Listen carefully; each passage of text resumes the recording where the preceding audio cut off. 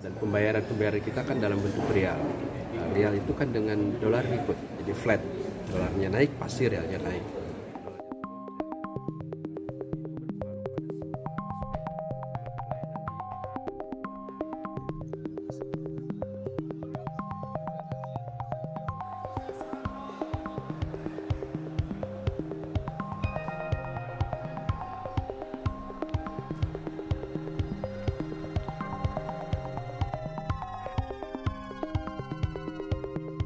Pak Dirjen, soal usulan dari Kementerian Agama terkait dengan biaya haji kepada DPR, sebenarnya alasannya apa dan pertimbangannya seperti apa sih Pak Dirjen? Ada beberapa faktor yang kita lihat yang nanti berpengaruh pada pembiayaan. Pertama, tentu saja karena semua kegiatan itu diselenggarakan di luar negeri, ya, karena itu biaya menggunakan kurs asing. Nah, kita melihat fluktuasi dolar akan seperti apa kira-kira pada bulan April, Maret, April, Mei akan seperti apa. Sekarang kan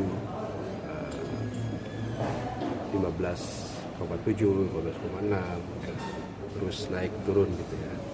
Kemarin kita berdiskusi dengan berbagai pihak, kita ajukan 16.000. Tapi nanti kita akan lihat berapa sebetulnya untuk dolar. Dan pembayaran kita kan dalam bentuk real. Nah, real itu kan dengan dolar ikut, jadi flat. Dolarnya naik, pasti realnya naik. Dolarnya turun, realnya turun. Nah, itu berpengaruh pada semua aspek, terutama untuk layanan di luar negeri. Ya. Untuk dalam negerinya tentu di situ adalah pesawat, kan? Pesawat juga sama.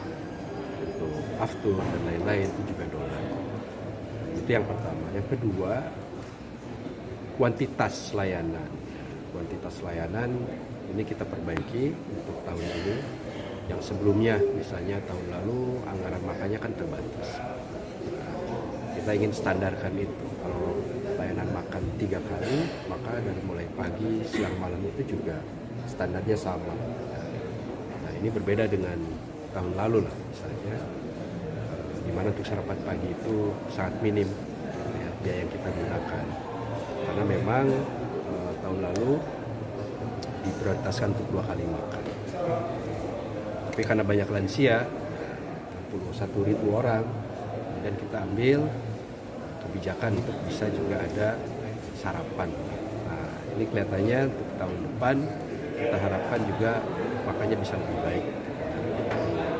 Pagi, siang, malam itu standar semua lah, ya, untuk masyarakat Indonesia.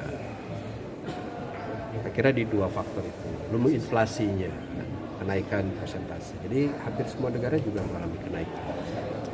Kemarin Malaysia ada mungkin baca berita kan, sudah naik. Nah, kita pun sebetulnya ingin melakukan penyesuaian.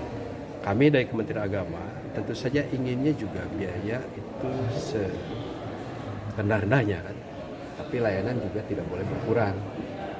Inilah kompromi di situ saya kira. Untuk pajak di Saudi kan juga sudah mulai diberlakukan dan lain sebagainya. Nah, ini perhitungan-perhitungan itu yang berpengaruh pada biaya.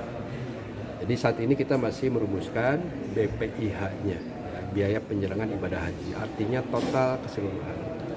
Jadi kalaupun nanti misalnya informasi dari penerbangan yang saat ini ya, ada Kementerian Perhubungan dengan pihak penerbangan, ada informasi yang lebih valid, ya tentu saja kami senang sekali kalau bisa turun. Ya. Nah, tapi yang kami tidak ingin terjadi kan, sudah ditutup harganya rendah, tapi pas pelaksanaan ternyata semuanya tinggi. Nah, itu yang berat. Nah, jadi kita antisipasi di situ dan kami lihat penurunan pun tidak akan terlalu jauh.